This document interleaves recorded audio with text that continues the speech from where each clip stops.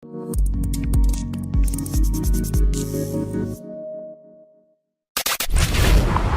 is an endless sea of podcasts about entrepreneurship. Talking about it, but not living it. We live it every day.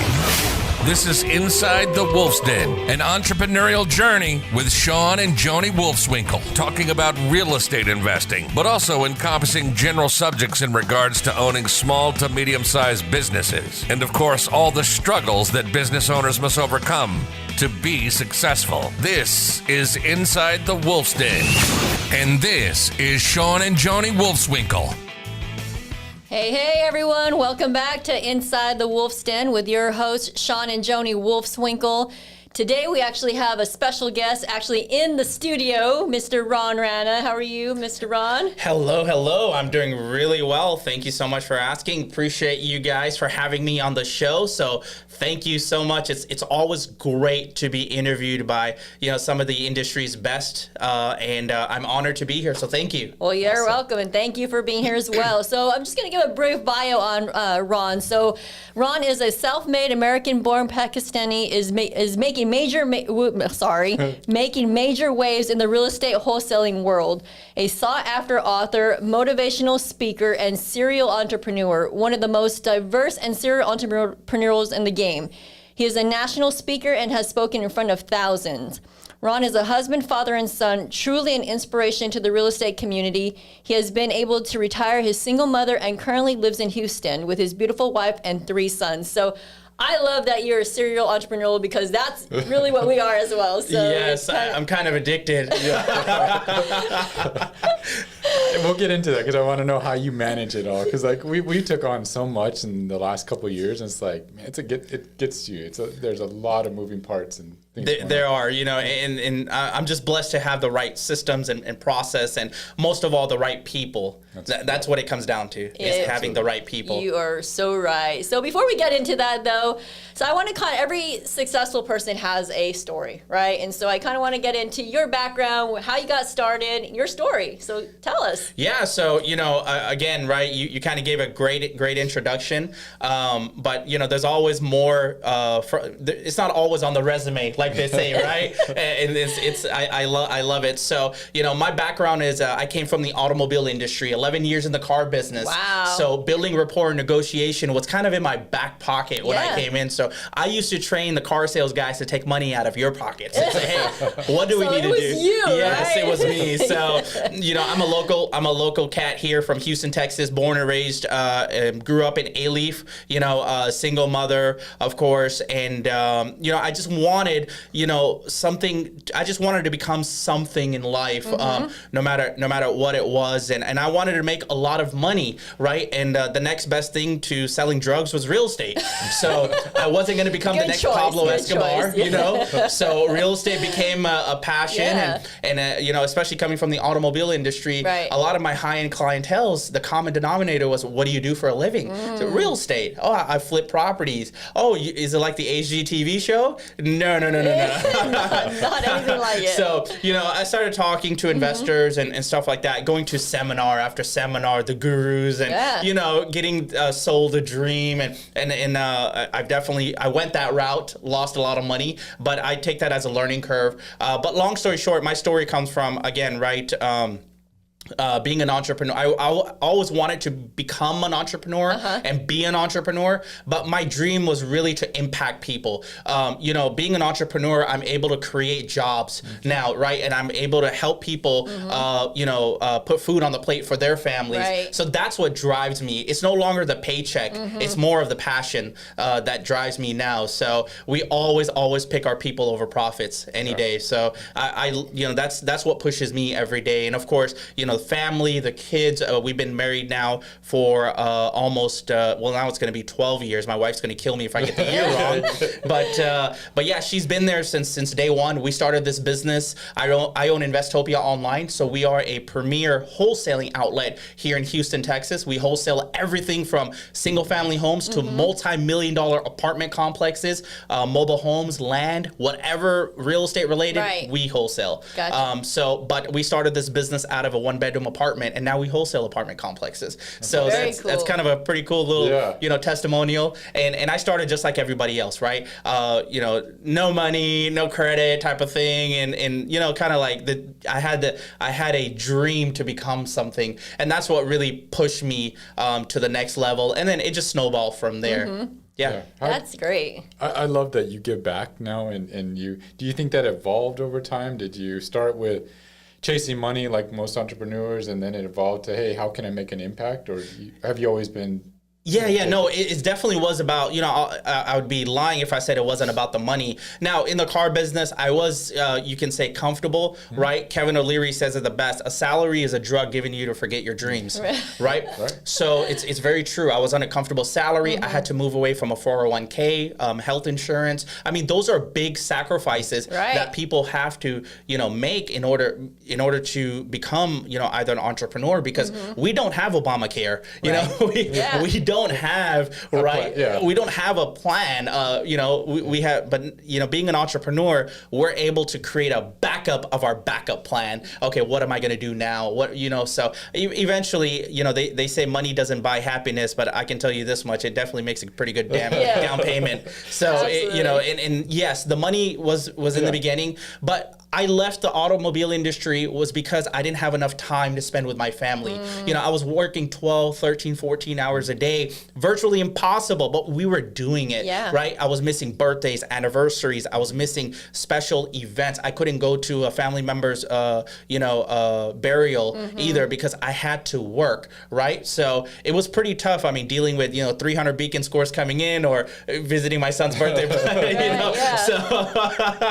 I know that. So it's I know it's hard to take that first step, because I'm sure the security. Your wife was probably like, this is scary, right? It might be scary for some surprisingly, people. she was quite supportive. Yeah. Because I had been kind of planting that seed. See, I'm smart. I'm a car sales guy. I was planting that seed.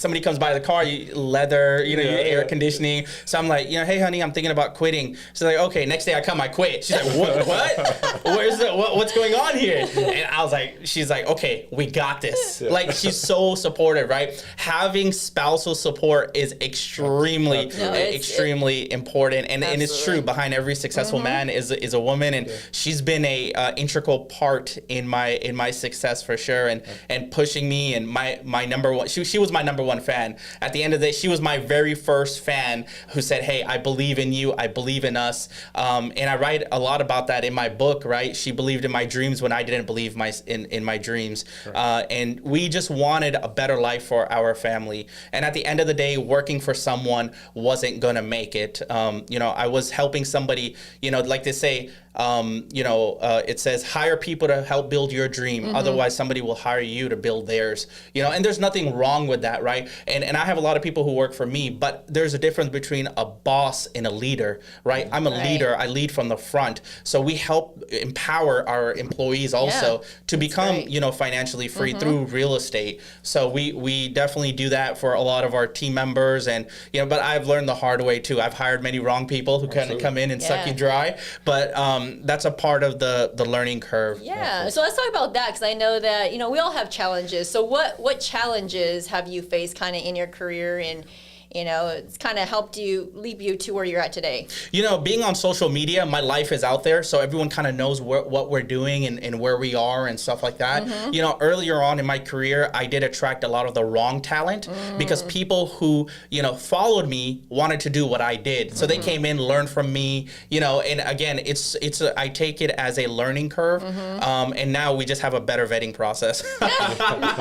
I'm not against people making money, right? Just tell me what you want to do, right? So there was just a lot of people coming in, and again, the same people who were following me wanted to become a wholesaler, started seeing the success and stuff like that. So, but at the end of the day, we always want our people to grow, Right. Yeah. So what advice would you give? And you can talk to Shib. You have some questions. No, I'm going to talk about the online, because my personal question was, you have a great online following. So was that intentional? Did you did it just come over time, or how did you build your following? So I knew that there was a key formula to this whole social media game.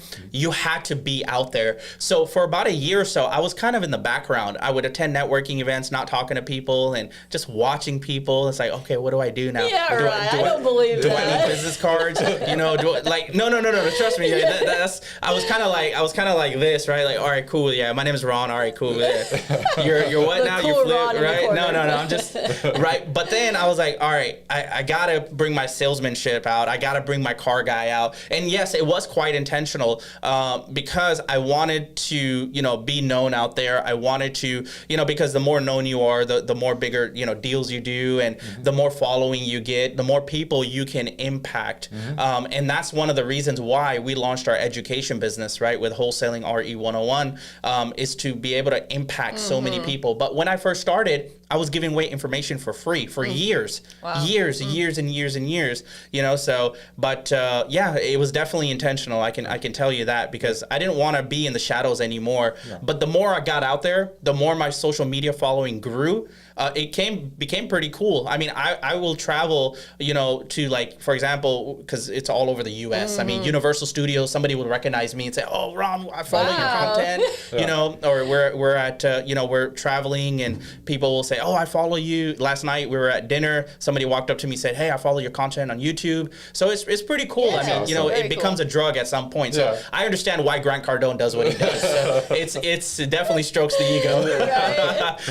That's awesome. That's great. Yeah. But go ahead. You had a question before I asked that. No, I lost the question, so I don't know. But that was good stuff, though. You were going to ask if you could start all over again. Like, say, let's just say you that's or where I start was from going. scratch, right? Or go back to your 20-year-old version of you. What advice would you give? Yeah, Because I think we have a lot of really- young followers, Right. people that want to become entrepreneurs. But like, what advice would you give them?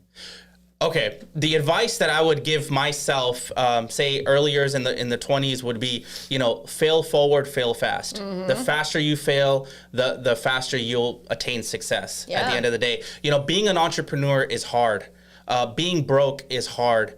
Being rich is hard. Being wealthy is hard. You choose your hard. Yeah. Right? At the end of the day, So true. you got to fail forward, fail fast. And I tell people this all the time. They said, what is one advice you can give me? I said, just keep going. Don't look back. If you fall down, get back up. Because that, when people fall, they said, oh, it doesn't work anymore. It doesn't work. It didn't work for me. No. It works. You have to work. Yeah. That's you have to put in the work, right? So that's definitely an advice that I would give young entrepreneurs, because there's so much clout out there right now. NFTs and you've got metaverse, and then you've got all this stuff, real estate. There's so many gurus out there teaching all different Amazon products and this and that, right? It's so easy to get lost in the clout. Yeah. But you got to find what you're passionate about. Like, I can never be passionate about Amazon. I don't know what it is about it. Like, the like only to use passion it. I have on it is because I became a your number one reseller on it. Number one new release on Amazon for our book, right? Yeah.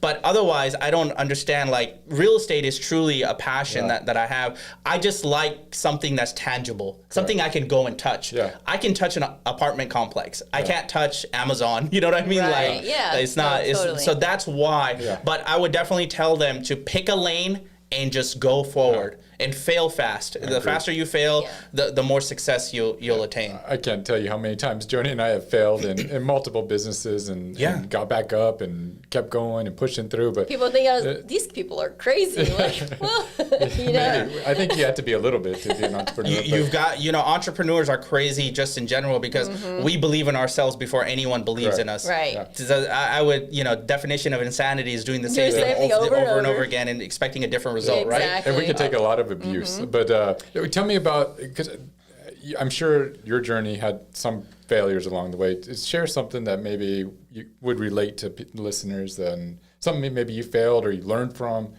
mistake you made, or? Oh yeah, there's not only one. There's been many. Yeah. People have come and tried poach my entire company. People who you think are your friends are not really your friends. But again, that's an entire learning curve, right? Yeah. Pre-pandemic, we kind of were in the office space. We had the office, and people were doing deals left and right. Employees are coming in and out, and stuff like that. So when the pandemic hit, everyone kind of was like, oh, what are we gonna do? Like the first 2 weeks, everybody was like, oh, what's going on now, right? And then after that, the real estate market just started booming. And we're like, oh, okay, here we go, right? So, I think that was one of the instances that I really learned from was,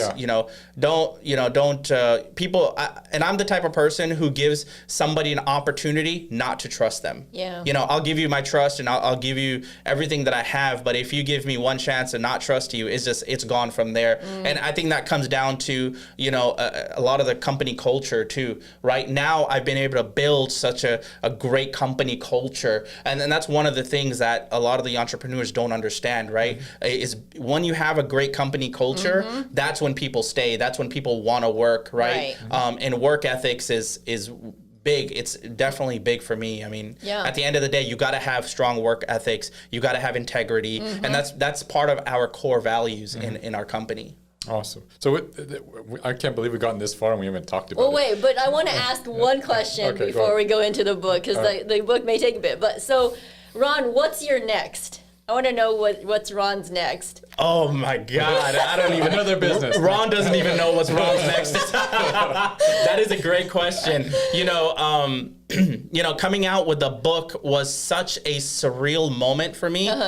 I never dreamed about becoming an author, let alone, again, #1 new release on Amazon. We're so blessed that people have shown us so much love in the industry, and just supported me through thick and thin, and especially with the book itself. So, what my next is, I don't know yet, but I can tell you what's happening right now. We're still riding a high on the success of the book. We just launched it 2 weeks ago on January 1st. Very cool. Let's talk about it.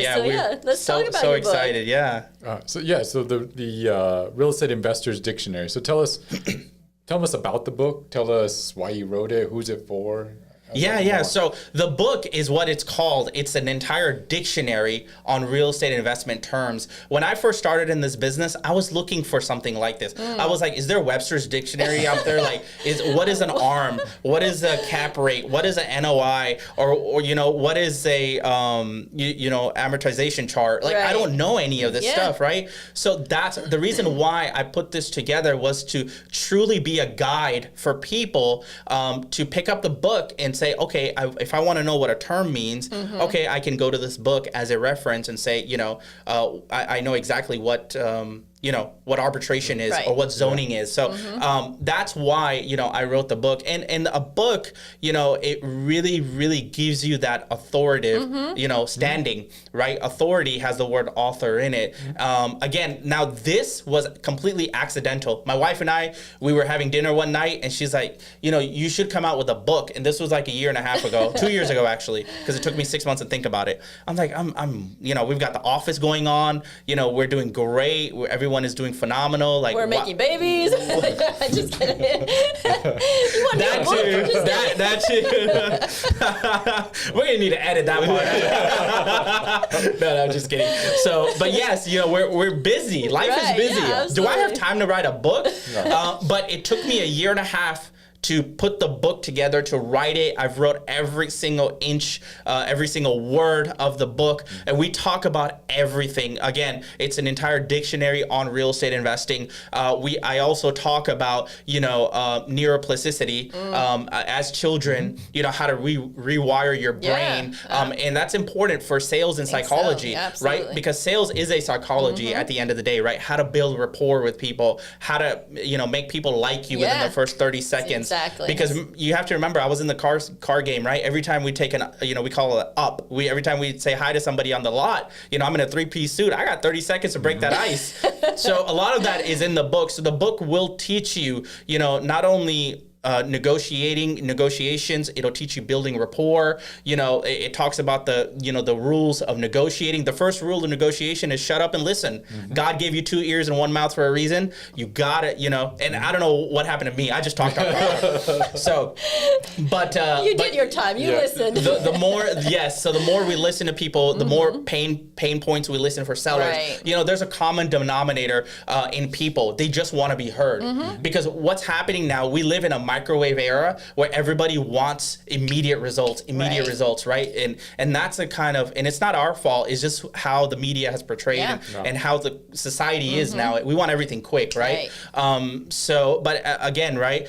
The book will teach you everything that you need to know in real estate, wholesaling, investing, A to Z. It talks about my story. It talks about a lot of stuff that, you don't hear on YouTube, that you don't hear on podcasts or, except for this one. We're gonna give it all the nuggets on this podcast. But, there's a lot to my story that people find inspiring.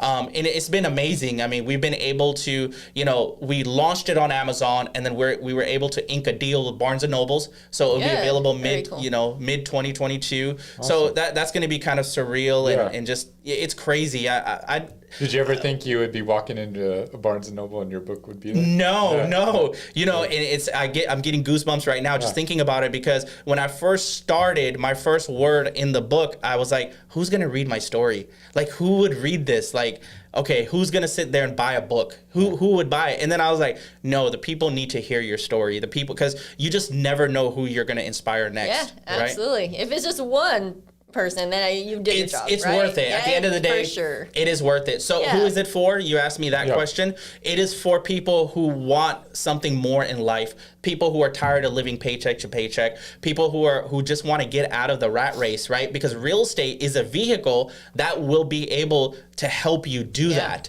right? Andrew Carnegie said the fastest way to build wealth is through, real estate. So, and that is absolutely 100% true. It's tried and true since the dawn of time. I mean, real estate is the way. So not to mention we get excellent tax breaks, and it was funny because when Clinton and Trump were going at it, she started going after him, say, hey, you don't pay your tax, and he goes, I'm smart. Like, these loopholes are placed there for us to use. Absolutely. So, and that really clicked with me. I'm like, all right, I get it.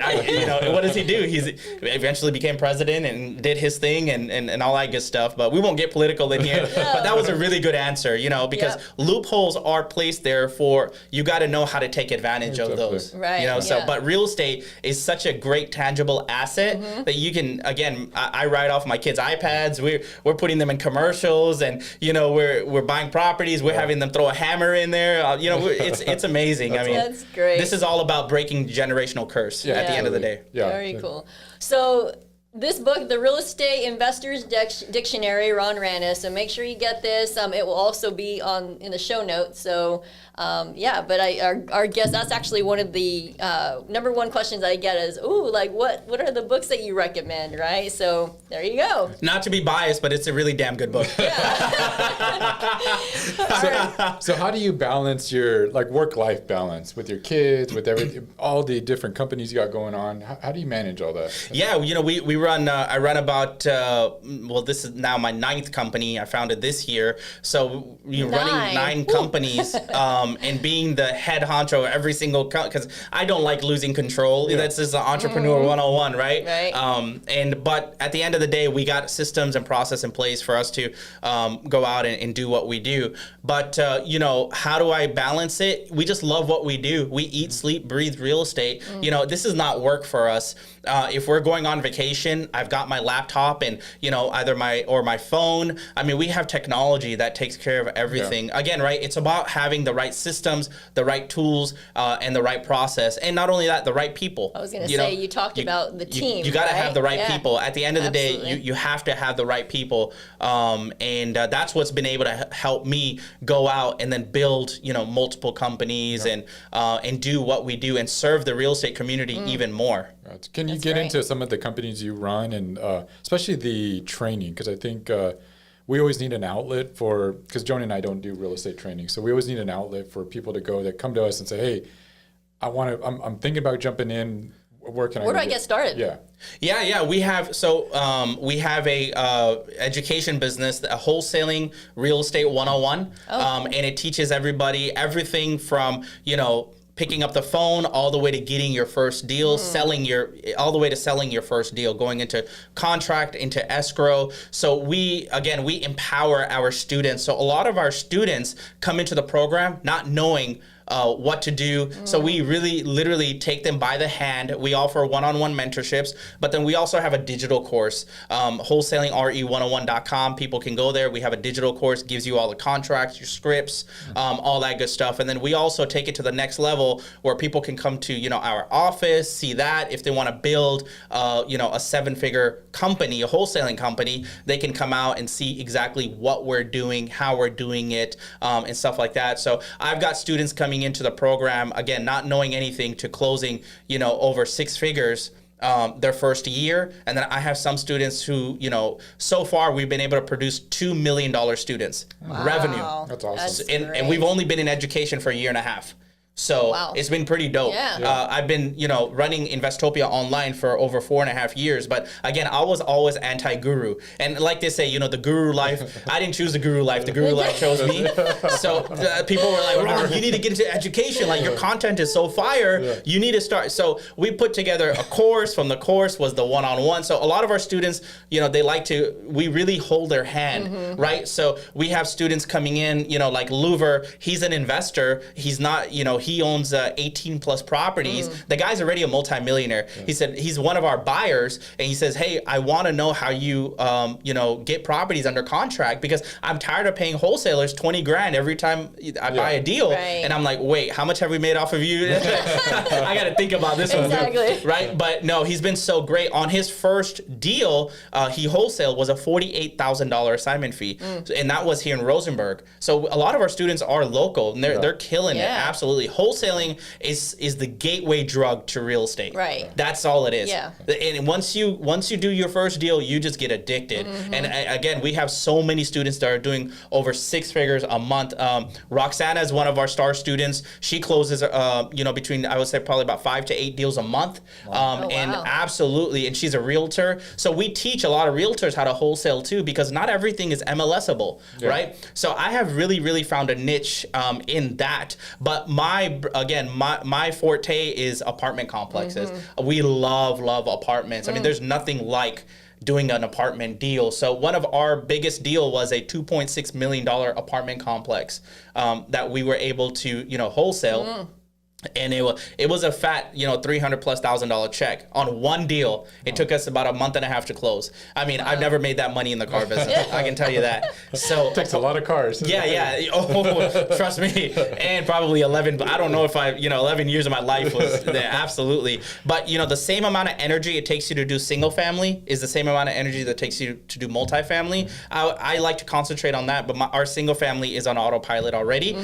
But if you're learning to get started, absolutely reach out to our team. We do hold your hand. We walk you through the process, because over here we believe in the universe. Like, we call it the WRE 101 universe. So it's all about having that culture, that family. We don't leave anyone behind, because there's so many guys out there, right, who are just taking money, money grabs, out of town gurus coming in and money grabs, right? We don't want to name any names, but at the end of the day, that's what they're doing. And then it leaves a sour taste in people's mouth. Because whenever we talk to people too, and they want to come into our program, I still owe X amount of money, 80 grand to X amount of people. Like, I'm like, oh man, that's crazy. Oh, wow. What did you learn? Oh, they told me to go watch videos. For 80 grand? Man, where do I sign up for that? Like, so there's just so much misinformation out there. Unfortunately, the masses are not educated enough to know what's right and what's wrong, right? Absolutely. I think that you nailed it. And I love that the fact that you like to help others, succeed. Which, starting out, Sean and I had a mentor and a coach, right? We started out at 19 years old, and I'm telling you, having that. You guys still look like you're 19. Thank you. Whoa. A lot older than that. I need that juice. What are you drinking right there, man? But the point is that it was that mentor and that coach that really got us to where we're at. So, I mean, that's key. Find 100%. That coach, but you definitely need to vet that out because yes, there's some bad ones out there as well. There are There's absolutely probably more right. bad ones than good ones. But Yeah. LeBron James, Michael Jordan, Warren Buffett, Bill Gates, Steve Jobs. These guys all had mentors, right? Elon Musk, he's now hit the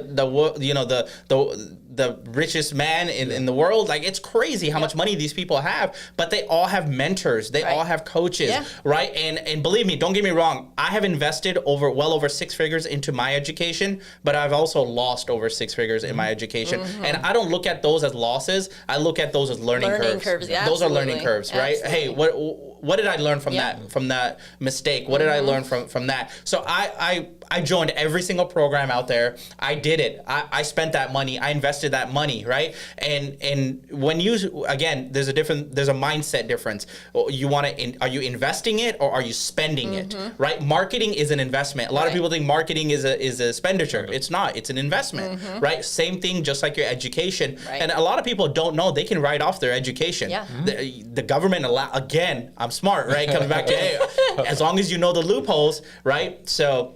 And you keep learning too, so it doesn't stop. I mean, even at your level, even at the Ron level, you're still the educating guru yourself. level. I mean, you're probably still mentoring and still signing up for education. I mean, we still do. We're part of masterminds. They're much higher level, but it's I think it's great to keep learning.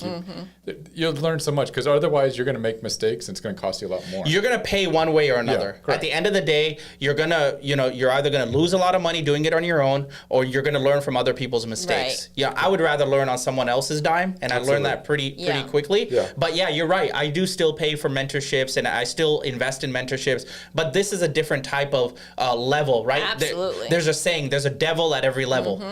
The guy who has $1 million net worth has different problems than the guy who has $100 million net worth. There's a devil at every level, right? So I want to be the dumbest guy in the room. If I'm the smartest guy in the room when I go into a mastermind, I'm in the wrong room. Yeah. Oh, absolutely. Yeah. I want to jinx. It's an entrepreneurship thing. Absolutely, right? It's like a vocabulary. Yeah. So my wife says something to me, I'm like, absolutely. So what? I told you to take out the trash. Absolutely. But yeah, it's kind of. She's learned from some of your strategies. That's an honor. So, but yes, at the end of the day, you're gonna pay one way or another. Fail forward, fail fast, right? You have to get a mentor, no matter if it's me or someone else, or if it's not our team or any. Just go out there and learn from someone who's actually doing the business today. Yep. There's no shame in asking for HUDs. Every time someone comes into our program, the first thing we do is show them a HUD. Here's what we've done. In the last 2 weeks. We don't even go 6 months to a year because there's so many guys teaching 5 years ago, right? They've got the Ron LeGrand mentality, right? And shout out to Ron LeGrand, great guy. But a lot of what I'm trying to reference is the old school method, right? So, but there's real estate has changed over time for sure. Absolutely, I agree. So this was fun. I mean, we got to do this again, and we got to spend more time together. Yes. I can't believe we lived in the same city this long. And we haven't hung out. A lot to learn from Ron Rana, guys. So no, I think it's the other way around. How can people get a hold of you? Yes, so they can reach out to us on Facebook, social media, Instagram. My Instagram handle is RonRana1. They can also look us up on Facebook, Ron Rana Official. They can send us a message there, and then if they want to get in contact with us, send me an email. My personal email, that's my personal email, not my assistant's email, is info@investopiaonline.com. So it's INVESTOPIA online.com. Send me an email. Let me know you guys saw the show. I'd love to hear feedback from your audience too. Absolutely. And we will have everything in the show notes as well, so they know where to get this book from, this awesome book here, and how to reach you. So if you like this episode, please rate it. Give us some feedback. Ron would love to hear from you. We would love to hear from you. And we will see you next time. You've been listening to Inside the Wolf's Den, an entrepreneurial journey with Sean and Joni Wolfswinkle. Tons of entrepreneurial podcasts are out there talking talking. But Joni and Sean are living it every single day. Their portfolio now includes many franchises and medium-sized businesses. We talk about the trials and motivators of successfully running a business.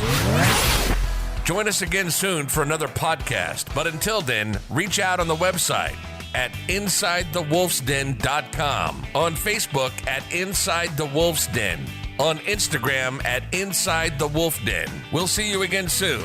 This is Inside the Wolf's Den. We'll see you next time.